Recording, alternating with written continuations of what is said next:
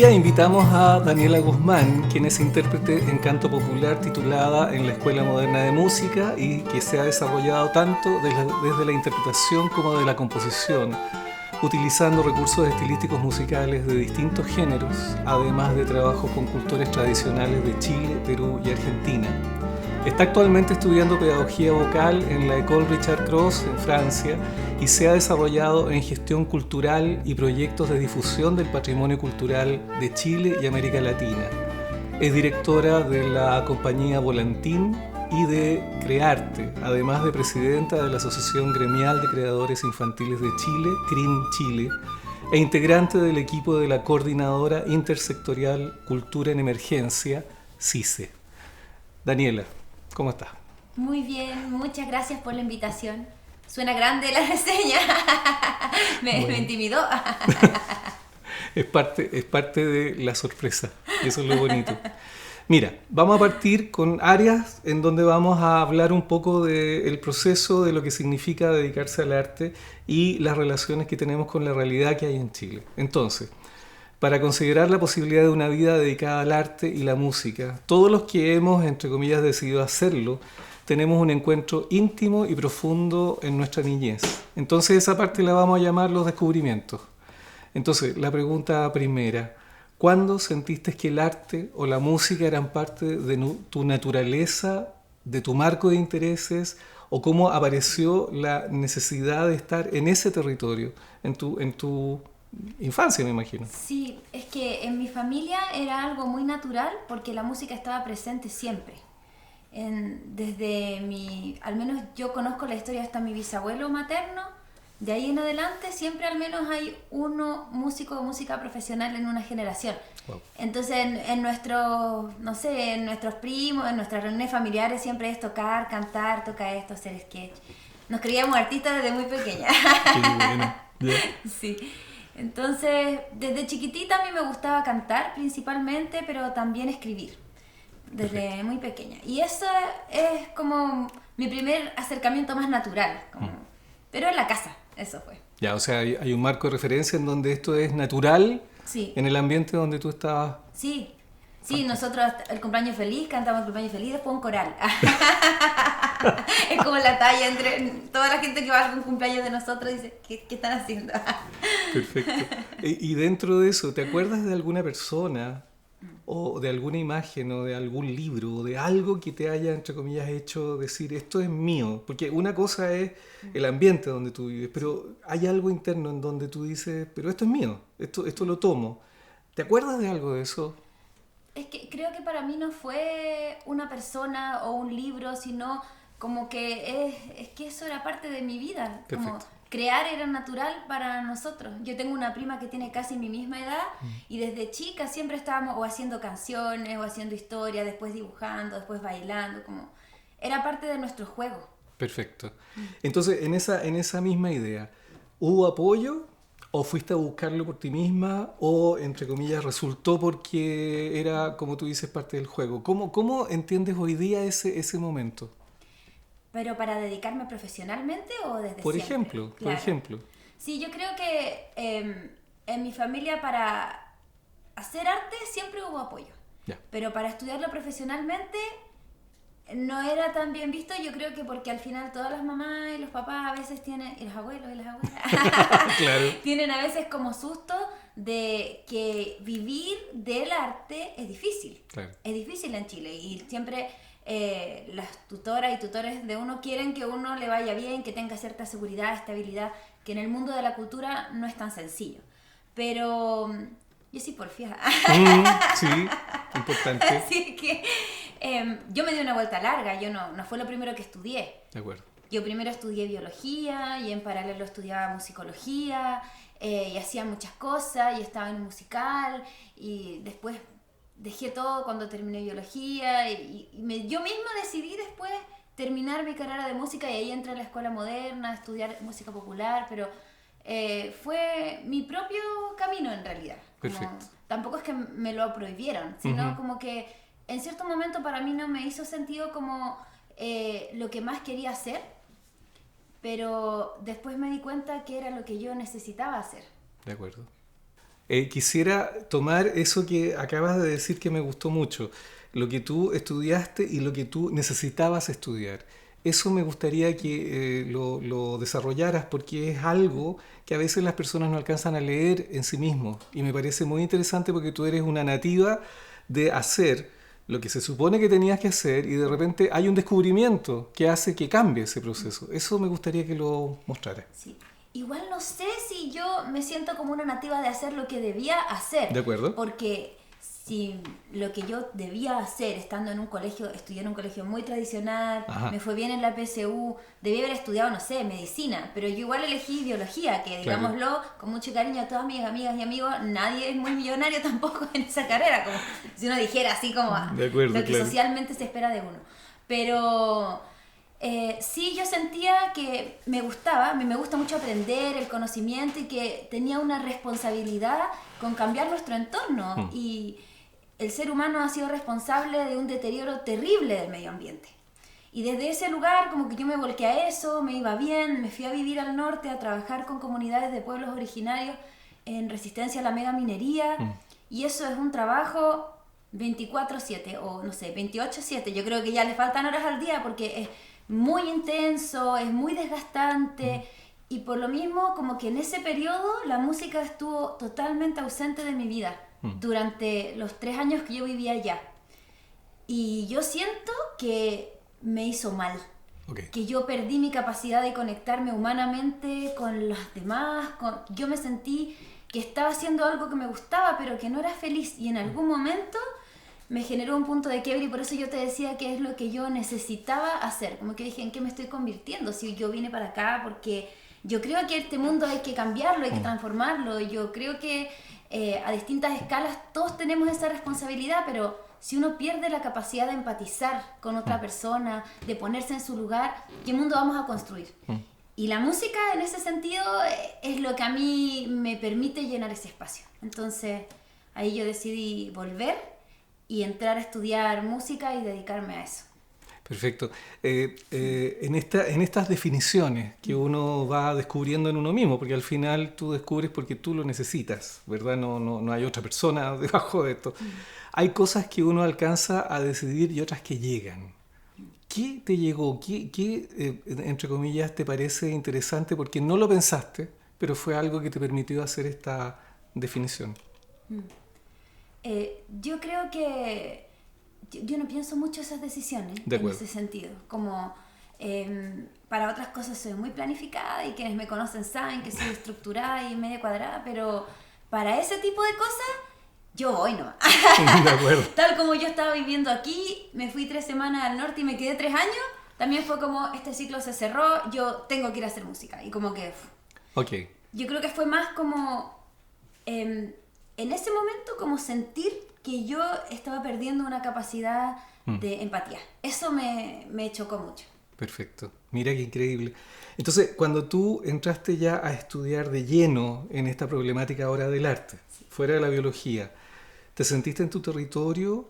¿Te sentiste en un lugar cómodo o al contrario fue un lugar que tuviste que empezar de nuevo a reconstruir? No, yo creo que recién ahí yo entendí lo que es estar apasionada por algo. Como que antes, claro, a mí me iba bien en lo otro, me gustaba igual, el trabajo con las comunidades de pueblo originario, una experiencia que yo atesoro, como me hizo crecer muchísimo como persona, entender el mundo de otra manera, hasta el día de hoy.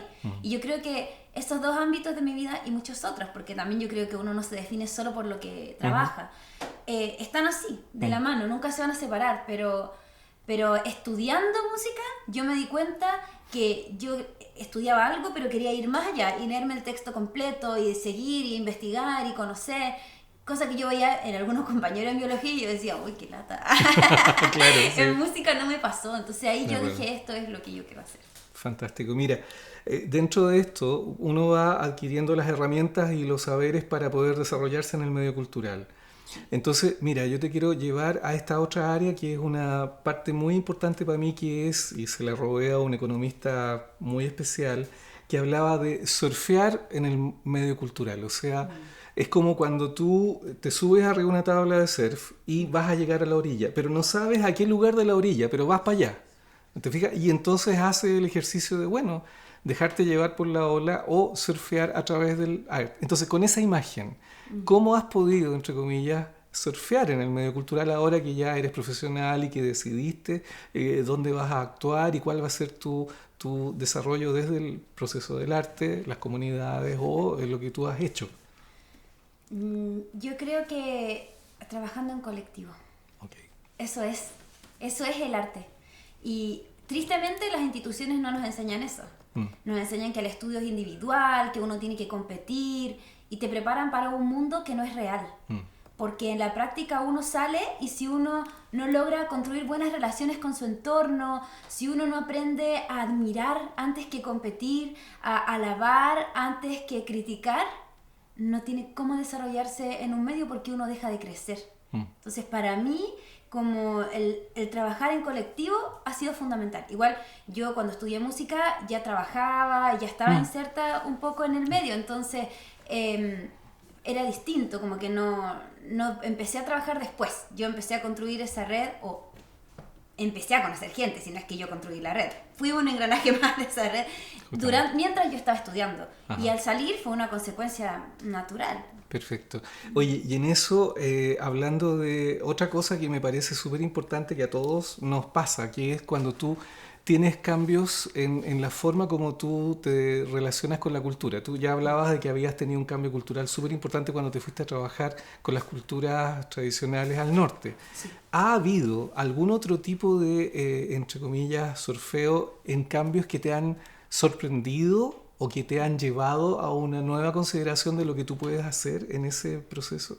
Sí, yo creo que, por ejemplo, el aprendizaje más grande que yo saco de esa experiencia es que, primero, no somos únicos. Como uno crece en la ciudad a veces y piensa que Santiago es Chile, que tu comuna es Chile, como que tu familia es Chile. Hay muchas cosas que uno se le van abriendo, pero Chile es un territorio muy diverso, multicultural, compartido por muchos pueblos, y que cuando uno se acerca a otra realidad, la humildad es lo más importante. Como que uno a veces también piensa que porque estudia llega a un lugar y va a saber más, y no es así. Yo en la música me he dedicado al estudio de las culturas tradicionales y a crear en géneros tradicionales, entonces para eso hay que hacerlo también con mucho respeto, escuchando mucho y cuidando mucho que cada representación que uno hace tiene que tratar, porque siempre es imposible, de reflejar no solamente el sonido, sino la cosmovisión del pueblo que uno representa. Entonces creo que cada una de esas experiencias para mí me ha ido nutriendo y me ha ido ayudando a construir también cómo yo quiero moverme en ese entorno, con el respeto que eso requiere. Fantástico. Y una consulta. ¿Has tenido alguna vez incertidumbre respecto de las posibilidades que tú tienes en el medio cultural chileno, a pesar de estos climas o de estas comunidades que tú has podido, entre comillas, insertarte y poder sentirte activo en eso? ¿Has tenido incertidumbre? ¿Te ha pasado algo que tú digas, pero esto... Como si no quisiera seguir trabajando en eso? Por ejemplo, sí, dudas. No de ese tipo. Ya. Pero también yo creo que yo sí pienso que uno no hace una sola cosa. Sí, claro. Entonces, nunca me he cuestionado si quiero dejar de hacerlo 100% porque creo que es imposible.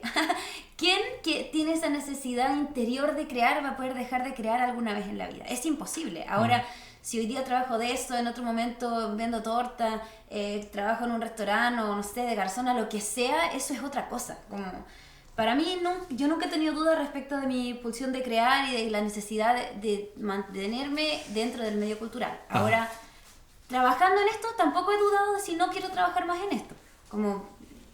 Pero también trabajo siempre en otras cosas también. Entonces creo que eso es importante. Yo creo que para alguien que esté pensando en dedicarse al arte y la cultura, es como saber que uno siempre hace muchas cosas muy diversas, que no es solamente estar tocando, estar escribiendo, que es muy diverso y que al final todo eso en conjunto va construyendo el camino. Claro, entonces en esa perspectiva, el formato que tú has tomado y asumido, digamos, es de una diversidad, aceptando tu diversidad en ese proceso, y eso es lo que entonces te ha permitido surfear, claro. Me imagino, sí. ¿Verdad? O sea, te enganchas con esto, trabajas con esta comunidad, trabajas con esta otra comunidad y de alguna manera tú sientes, sí, estoy activo y estoy haciendo... Sí, y ir armando núcleos. De acuerdo. Es que, por ejemplo, Yo igual creo que para una mujer nunca es fácil estar inserta en el medio cultural. Creo que uno tiene que enfrentar mucha resistencia al momento de estudiar, que se cuestiona mucho más que a un hombre cualquier cosa, desde cómo uno se ve, lo que uno hace, lo que no hace. Todo el mundo se siente con potestad para opinar. Después uno sale y se encuentra con un medio muy hostil, en que uno tiene que estar demostrando todo el tiempo que uno sí sabe, que uno sí puede. Y además, al menos en mi caso particular, enfrentar situaciones de acoso en prácticamente todos mis trabajos. Yeah. Entonces, frente a eso, para mí ha sido fundamental. Me cuesta sentirme como en surfear esa ola porque lo veo como un ejercicio muy individual. Sí. Y para mí lo principal ha sido, si el medio tiene esos círculos hostiles, uno tiene que crear nuevos círculos. Yeah. No hay por qué seguir validando esas prácticas y validando esos círculos. Y obviamente en ese proceso uno también se equivoca. Sí, uno también, todos somos hijas e hijos de la misma sociedad patriarcal. Y por lo tanto, todas las mujeres también estamos en un proceso de construcción y deconstrucción permanente. Pero en ese camino ir construyendo estos círculos y a través de estos nuevos círculos ir desarrollando proyectos, iniciativas, y algunas permanecen, otras no. Pero para mí ha sido eso. Yo creo que es más un transitar en círculos, sí, pues. Más que un camino individual como de llegar a alguna meta. Eso. Fantástico. Mira, justamente la siguiente lugar donde yo quería llevarte era a este momento, que me parece súper importante, porque la pregunta era si había sentido prejuicios por el hecho de ser la profesional que tú eres y siendo mujer. Entonces tú ya dijiste una parte, pero creo que eso hay que ahondarlo siempre, porque tenemos una sociedad que no ha sido educada a un territorio de diversidad, donde la creatividad sea algo real, porque hablar de creatividad es hablar también de diversidad, y esa diversidad se nutre de todas las formas que nosotros tengamos de pensamiento, de construcción, de recreación. Entonces, además de esos acosos que tú has sentido, ¿qué te parece más complejo en nuestra sociedad respecto de la mirada que se tiene hacia un personaje que mueve y que es mujer? Yo creo que es difícil desde la infancia. Eso. Porque desde la infancia a las mujeres se nos cuestiona si opinamos, si tenemos algún grado de liderazgo, somos problemáticas, somos complicadas. Se espera que uno haga ciertas cosas y otras no, porque eso no es de señorita, eso no es de niñita. Y ¿cómo no vamos a crecer con toda esa mochila? Yo creo que es una mochila que tiene cientos de años y que en las últimas generaciones le hemos ido sacando algunas cosas, pero todavía la llevamos. Total. Y la vamos a seguir llevando y yo al menos... yo tengo 34 años, en mi generación quizá está un poquito más adelante que las generaciones que vienen antes, pero en mi compañía, por ejemplo, yo convivo con compañeras que tienen 10 años menos que yo y es otra su lógica. A mí me encantaría poder haber tenido siempre la fortaleza que tienen ellas. Claro. Me interesa que justamente profundicemos en esa idea porque se habla poco y necesitamos reeducar a las personas que todavía consideran las estructuras que son y que vienen de la cultura patriarcal, machista, pongámosle el nombre que sea, pero que tiene que ver con una sola visión del mundo. Entonces, lo que tú dijiste me pareció maravilloso porque da cuenta de algo que nosotros, entre comillas, lo vemos a diario, pero no somos autoconscientes de eso. Oye, he sido acosado en todos los trabajos. Eso me pareció sorprendente. Entonces, me gustaría que tú contaras un poco, en tu posición como una persona profesional que está haciendo un trabajo específico, ¿cómo has sentido esa estructura que venía justamente en la siguiente pregunta? ¿Qué ha pasado tú como profesional sintiéndote mujer en el medio cultural en que estamos viviendo? Bueno, es que yo pienso que es como una historia que comienza cuando uno es pequeña, porque desde la sociedad se espera que las mujeres cumplamos cierto rol, y cierto rol silencioso, que no resaltemos, que si uno tiene una capacidad de liderazgo es una persona problemática, que si uno reclama mucho, las mujeres no debieran hacer eso. Se espera contención, al menos en el medio donde yo me crié también, que es un medio conservador, de un colegio que está aquí cerquita, después de una universidad que está un poquito más cerquita, claro, sí. Claro, entonces desde allí a uno se le enseñan ciertas cosas de cómo las mujeres deben ser, y que no nos preparan para después tener que enfrentar ese tipo de cosas, o sí nos preparan, pero nos preparan para guardar silencio. Y eso es lo más terrible, porque uno aprende a callarse, a normalizar, sí. Y aquí son cosas que, bueno, es que eso pasa ya, ¿qué tanto? Sí, eso es. Sí, cosas brutal. Que pasan, no te preocupes. Y yo tengo 34 años, en mi generación todavía es una generación que guarda silencio. Pero quizás si uno mira lo que les pasó a nuestras madres, a nuestros abuelos, hay historias y mochilas mucho más pesadas. Y ir como limpiando eso generación tras generación es un proceso que va a ser mucho más largo que nosotras mismas. Y que sí creo que tiene que hacerse de una manera amorosa entre las mujeres. Y eso es difícil porque uno para romper ese paradigma tiene que ser estricta. Entonces, y por ejemplo, a mí me pasa que, claro, mi generación guarda silencio, pero también yo miro las generaciones más nuevas y veo eso. Veo que hoy día eso ya no es así. Por ejemplo, en mi misma compañía, yo convivo con compañeras que tienen 10 años menos que yo. Y yo admiro su capacidad para poner límites y para no estar ni ahí. Ojalá yo hubiera podido hacer eso en algún minuto. Hoy día, observándolas muchas veces, un gran abrazo para mis compañeras de Volantín, que las admiro mucho. Yo he aprendido mucho cómo poner límites en ese ámbito. Pero es difícil porque está súper normalizado y de hecho yo creo que por eso es que la intervención de las tesis, por ejemplo, fue tan importante. Porque de alguna manera nos dijo a todas y a todos que eso no es normal y que podemos no guardar silencio. Eso fue súper importante. Y creo que es un camino que hay que seguir transitando y vamos a seguir transitando toda la vida. Total. Ahora, más encima yo me dedico al folclore. Es como súper machista. Claro, justamente. Entonces, claro, muchas veces yo llego a un lugar y es como, bueno, ¿y quién es el director de la compañía? Directora, mucho gusto. Es como raro. Total. Pero creo que no hay que pescar. Así al menos lo veo yo ahora. Como que uno tiene que seguir y darle. Ahora, algo que a mí me ha sorprendido para bien, muchísimo, por ejemplo, es que en el ámbito de la música para la infancia, donde yo me muevo, eso está lejos.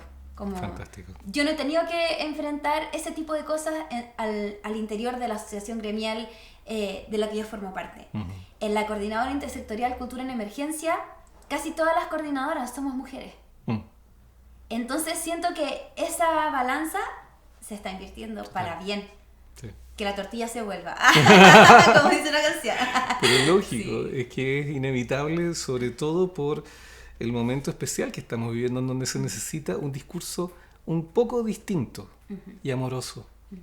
Y ahí está el punto, o sea, ¿cómo lo haces? ¿Te fijas? Entonces, me parece increíble que en tu radiografía, al momento, te fijas, pongas de manifiesto esto, porque es urgente. Es Ahora, urgente. yo creo que debe ser amoroso entre las mujeres, pero que también existe una rabia y yo no... O sea, mi camino hoy es abordarlo de esa manera, pero yo no condeno bajo ninguna circunstancia quienes lo abordan de una manera más radical, porque creo que es solamente cada mujer y su historia la que decide cómo abordar el feminismo y su proceso. Como cada una verá. Ahora, yo decido desde ese lugar. Yo también trabajo con infancia. Claro, es que ahí está el punto. O sea, hay una diferencia muy interesante cuando tú, entre comillas, te dedicas a el arte, te dedicas a cierto nivel en donde tú sabes que lo que tú dices es un modelo y estamos hablando con niños, a cuando tú estás entre iguales y entonces el discurso puede ser distinto. Claro. Y eso uno lo cuida. A eso me refería amoroso. Amoroso para mí es cuando tú eres capaz de percibir el grado emocional donde tú puedes ir un poco más adelante, ponerte más puntuado y en donde tienes que, entre comillas, cultivar un espacio que sea un espacio de comprensión, de cuidado, que va por otro territorio, digamos. Sí. Entonces, a eso me refería con amoroso, me refiero desde la perspectiva maturana, no de una perspectiva, entre comillas, prejuiciosamente hippie. Sí. No. Estás pensando la misma palabra. Exactamente, es que ese es el punto, ¿te fijas? La tendencia es pensar que yo pienso como hippie porque vengo de esa época, tengo el pelo largo. No, momento, yo vengo de Maturana y me interesa Naranjo y me interesa, entre comillas, lo que son los paradigmas que han ayudado que esto empiece a ser pensado de una manera distinta. Sí, yo lo mencionaba más sobre todo porque creo que hoy día hay una condena muy grande hacia el feminismo, como una condena social también, como, ay, pero ¿por qué son así? Bueno, porque si uno recibe violencia toda su vida, no puede responder siempre de la misma forma y uno no puede condenar esas historias de cada persona. Entonces, desde ese lugar yo soy muy respetuosa de los distintos ámbitos. En mi círculo cercano, yo sí creo que todas nos vamos a equivocar y que por lo tanto debemos tener espacio para aprender. Eso. Maravilloso. Y ahora, mira, te quiero llevar a un ámbito que es el ámbito como del final de las áreas que estamos tratando de desarrollar aquí en el colectivo.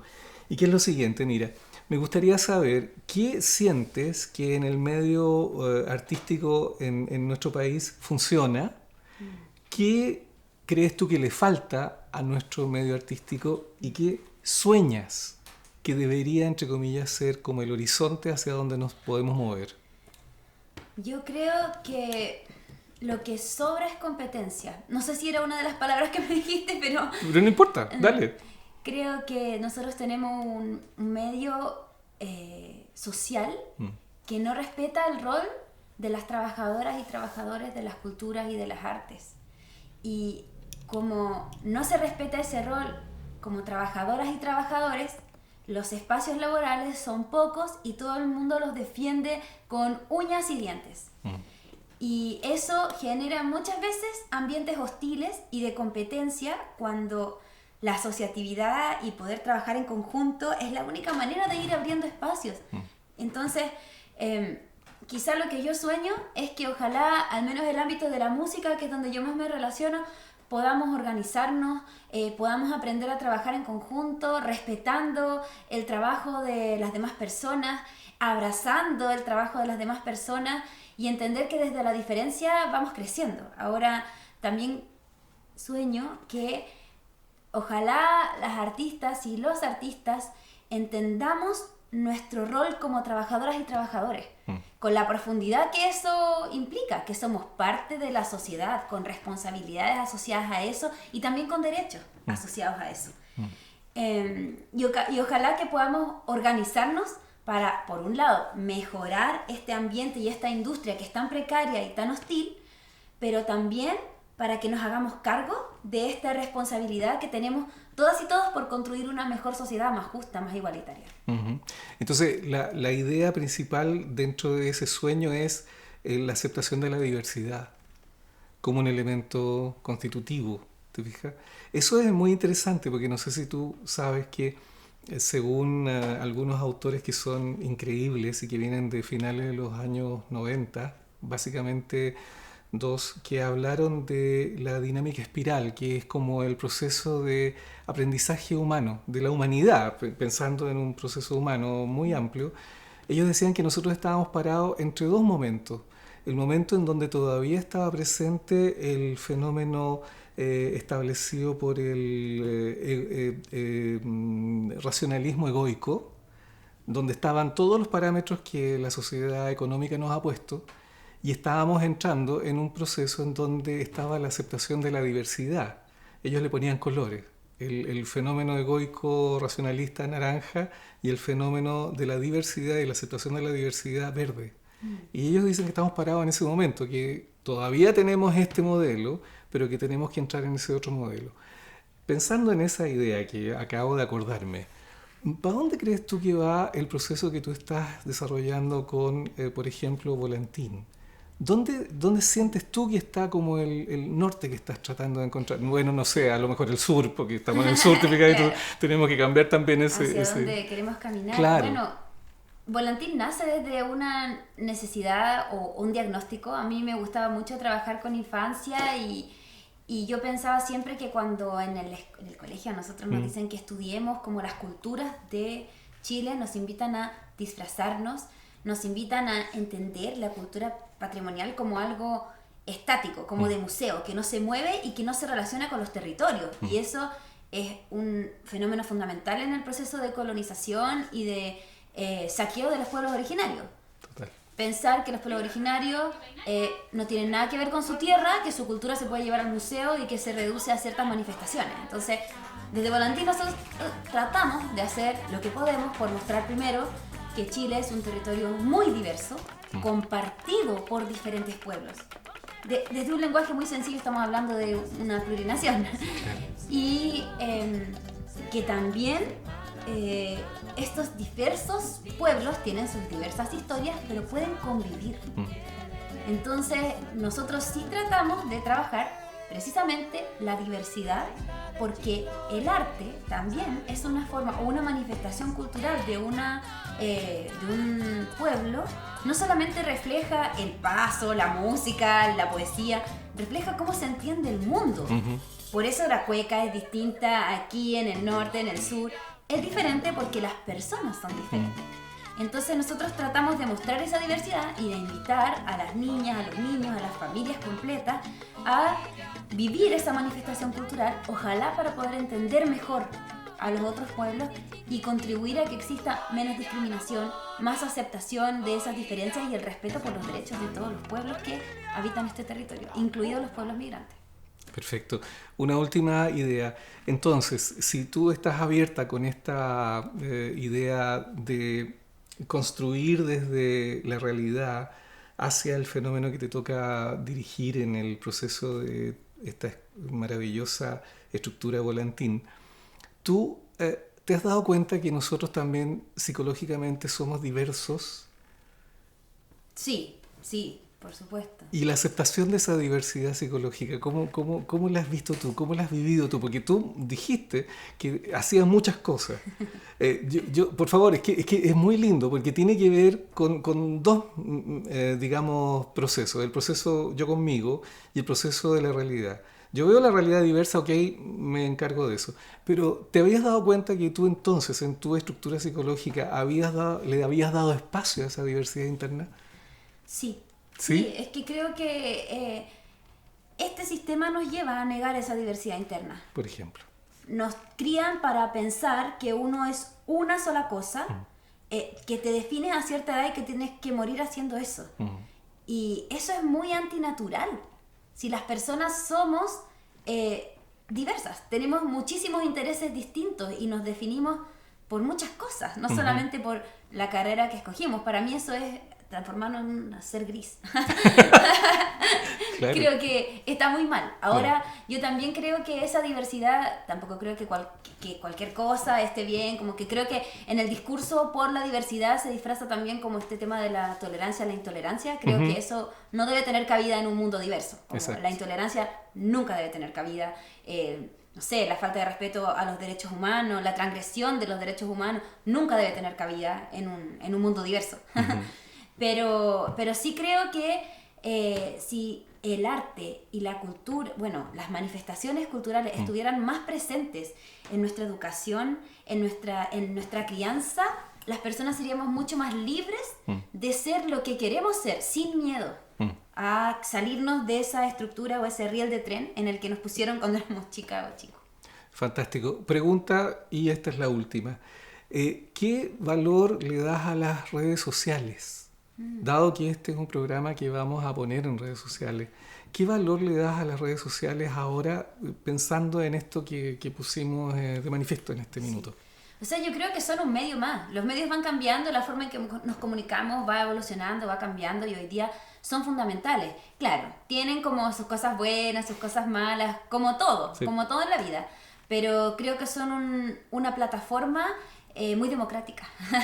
Como que quizá el hecho de que hoy día exista Spotify ha roto un poco el monopolio de los medios que no te querían tocar. Por ejemplo. El monopolio de que tú sí tienes cabida y tú no. Las redes sociales democratizan el espacio de acceso a las artes y las culturas, pero sí tenemos como sociedad